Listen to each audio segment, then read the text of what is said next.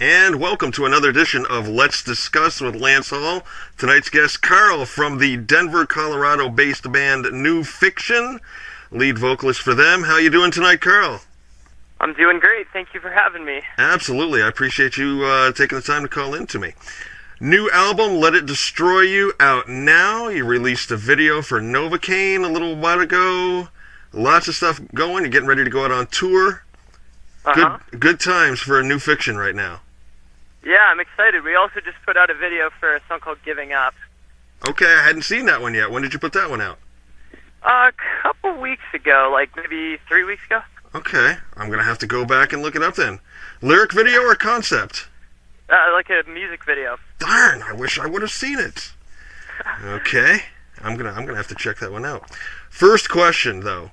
Have you gotten the shocks and struts and the bearings repacked on the van yet? I'm literally at the car place right now. You had a 97 van that you're looking to get in shape, obviously, to go out on tour with. Yeah. Tell us a little bit about the perils and everything of getting that ready, because a lot of people think music is it's that time up on stage, it's hanging with people, it's partying, but there's details like this that have to be taken care of, correct? Along with a ton of others. Yeah, I mean, that's 80% of it probably is behind the scenes, getting show to show and budgeting with, the band's income and your own income and just trying to make everything work. Yes, indeed. You're getting ready because your first date is August 19th in Warren, Michigan at Hot Rocks, and then you're touring throughout the Midwest. So you come out east a little bit, winding up sometime in mid-September, I believe, in Rochester, but you kind of keep adding dates as well, too, right? Yeah, it's I actually am waiting to get the final routing because there's a couple dates that are kind of still coming through. But yeah, basically it goes all the way out west to California, and then we swoop back around through the south and head up to New York, and I think we play in Pennsylvania at the end or something like that. Excellent. It's going to be nice. You hit mid to late September, you're going to start getting a little bit of foliage out here. It's going to be nice, although you get foliage out there in Denver too, so very cool. Now, you were in Victory Heights for 10 years, and then that just sort of ended, and then New Fiction was formed, you and your brother and some other guys that you had played around with out there in Denver? Yeah, actually it was some of the guys from Victory Heights, but Victory Heights lasted about 10 years, and eventually it just ended up, we just kind of needed to change some things, and it was time to start something new. Cool. Best and worst thing about being in a band with a brother? Oh man, I mean, with my brother, it's mostly good stuff. We get along like two best friends. So, worst thing, I don't know. I don't know. I live with him too, so. Okay, so cool. Yeah. You're definitely brothers then, you know? Yeah, he's a really good friend of mine. So. Cool. Album called "Let It Destroy You." What's come up with the name of that? How did that come about? So there's a song on it that's called "Nothing Is Beautiful," and it's kind of like a song about a lot of stuff that's going on in the world and some stuff that was going on in my life at the time of writing it, and it was just kind of a song about trying to kind of find what means the most to you when everything seems kind of like it's going wrong, I guess. And so it's kind of, I was really kind of down on the world when I wrote the song, and I was trying to find the things that were like, the lights for me, basically. Yeah. I had jotted down some notes on a few songs, and that was one of them that I had picked, that was "Nothing Is Beautiful." To me, with this song and with Novocaine, when you first came out with those first few lines and everything, I honestly thought it was Zach from Rage Against the Machine. I mean, he sounded just like him with it, and I mean that as a compliment.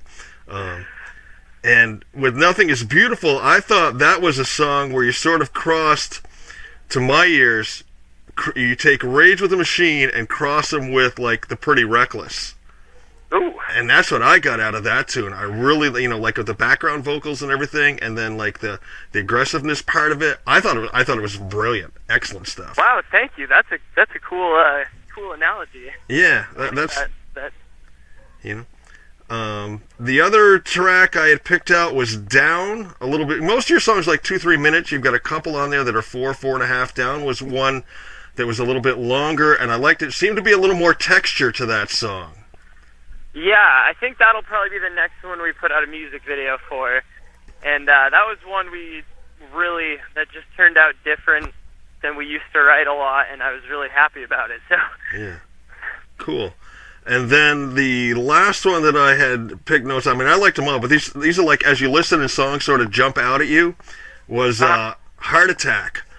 I loved the middle breakdown of it, and then that guitar solo out was just phenomenal. Good stuff. Can you tell me a little bit about that one? Yeah, so that song lyrically is it was about somebody an older bandmate who we had some problems with, who had kind of ended up screwing our band over quite a bit at the time, and so it's somewhat of an angry song, and kind of also just saying goodbye and, you do your thing and we'll do ours sort of thing. So it was kind of an angry song, but it was meant to be upbeat and fun, and yeah. Great tune. How'd you end up getting Johnny Craig on Castles in the Sand? Man, so Johnny Craig has been a friend of mine for a while. He used to live with me in Denver for 4 or 5 months. And while he was living with us, we kind of were finishing up that song, and he was like, hey, I'm down to sing on it. So he ended up singing on it, and he's an insanely good vocalist, obviously, so that was an honor. Yeah, very, very cool stuff. Yeah. Recording process, did you guys self-produce? Did you work with somebody on this, or? Yeah, so we self-produced all the pre-production. We did it kind of in our basement and wrote all the music and kind of tracked a lot of it out. And then we went up to 37 Studios up in Detroit and spent about 3 weeks there recording it there and kind of retracking and touching up everything and doing the live drums. And then we ended up having to do a couple more months of edits just because some things went wrong with people quitting from the studio while they were editing our music. Oh, wow. So they ended up losing a good portion of the vocals and stuff, so we had to go back and do a bunch of stuff with that, and that kind of turned into a nightmare. But yeah, it was a little bit of a mix between self-production and produced at a studio. Cool. I was going to say, that can sort of interrupt your flow a little bit, having people... It definitely did. But that's another thing that a lot of people, again, don't really think about. They think you go in, you push record, you play, and everything comes out. They don't get what can happen there as well, So from my experience, it never goes like that, where you just go in and press record. From my experience, it's always very, very intense process of stuff goes wrong and people flake, and every record I've made, it's been an adventure. So. The two in the Novocaine, the two dancers, Tyler and Rosie, were those friends of the band or people you hired, or? Yeah, they were people we hired, and they're actually really good guys. Guy and girl. We hung out with Tyler a couple times after, and he's a great guy. And they were just people who we hired. They're from the Colorado Ballet. Okay. So, yeah. Very, very cool. Live show, going to be intense. What can we expect? You're getting ready to go out and head out with a Killer's Confession. Somebody goes to see New Fiction. What can they expect to see? Yeah, if anyone ever saw Victory Heights, then they could probably attest to the fact that we're a very wild live band. New Fiction, we haven't played that many shows as this band, so most people haven't seen us yet.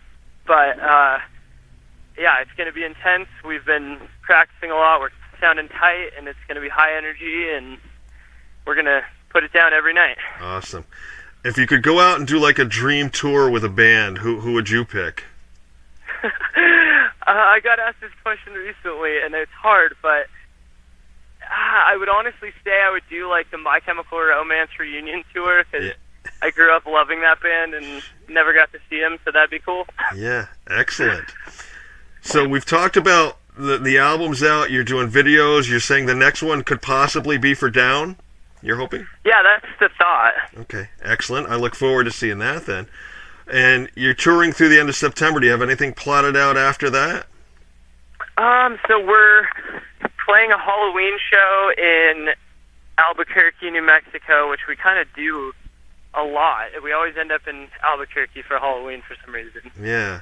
But then we're doing, I think, a couple Denver and spring shows within the month of September, and then October And then, I don't know, hopefully more tours. Cool. Excellent. Talking with Karl, lead vocalist for New Fiction here, and Let's Discuss with Lance Hall. Karl, I always like to end up with like some fun, silly questions. I'm hoping these are questions you've never been asked before, seeing as how I just asked you one that you did get asked the other day. Yeah, let's do it. Favorite toy growing up as a child?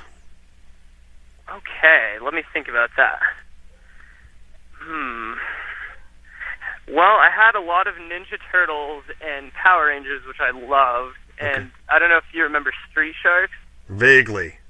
Yeah. Street Sharks, yeah. It was a thing in like the early 90s, and I had like all the action figures that you press their fin down. Okay. They're like these sharks that have legs. Right. And they their mouths would open, and you just could have them fight. So, yeah, that would probably be the one that comes to mind. Very cool. Your current cell phone ringtone? Oh, this is lame, but just the generic one. You know, a lot of people say that, so you're not alone at that at all. I mean, I lose my phone enough and break it enough that it's like I don't even get enough time to customize anything. All right. Would you rather be on a desert island alone or with someone who never stopped talking? Well, I never stopped talking, so I guess somebody who never stops talking, as long as I could get a word in, too, because then we could have a really good conversation. All right. First car you ever bought with your own money? Oh. I guess the first car I bought with my own money was our first tour van. Okay. And then from there, a Chevy Cobalt that I saved up for like the whole year, and then I hit a speed bump and broke the transmission in like 6 months. Oof. Okay. Let's go back in time one more time. If you could go back in time and eat one of your mom's home-cooked meals, what would you pick? Ooh, this is convenient because I still see my parents a lot. They're like my best friends. But my mom cooks really good green chili. Okay. And that's like my favorite meal to have when I go over there. So yeah, green chili is a big Colorado dish. Yeah. It's like a stew. Yep. And oh man, so good. So good. Excellent. Last one, and this is the one I have the most fun with. If they were to make a movie of your life, what actor would you have play you in the movie? Let me think. Your life, your movie. You can pick anybody.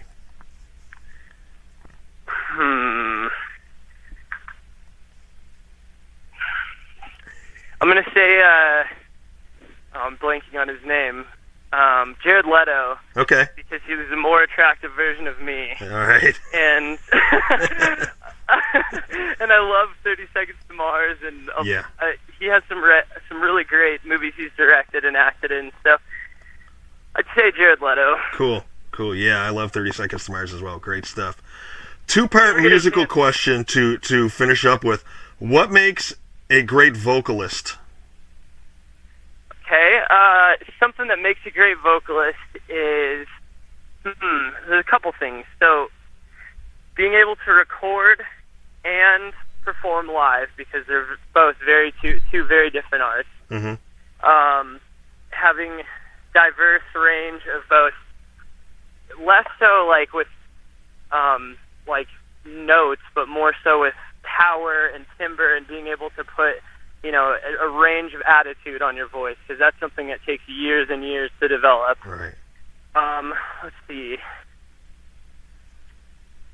Yeah, that would be the things that I've always respected in vocalists, is being able to recreate something from a record live, and also just, having that huge range of emotion in your voice. Okay.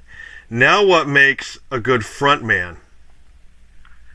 Okay, yeah, a good frontman is someone who can engage with the crowd, and obviously energy is important, but energy can be bad if you're not connecting with the audience. So the main thing needs to be being able to make a connection with the people in front of you, and make everyone in the room feel like part of the show. Absolutely. Good answers. Good stuff. Karl from New Fiction, their band Let It Destroy You, out now at all major outlets and stuff. Check out the videos on YouTube. I'm going to go and look for that one that I missed. And They're going out on tour once again. First date, August 19th, up in Warren, Michigan, and they tour all around out west and then down to the south and up here to the east. And I wish you and the band much success, safe travels, and let's hope that van holds up. Thank you so much. It will. It'll hold up. All right. Take care, Karl. Awesome. Well, thanks for talking. Take care. Bye-bye. Bye.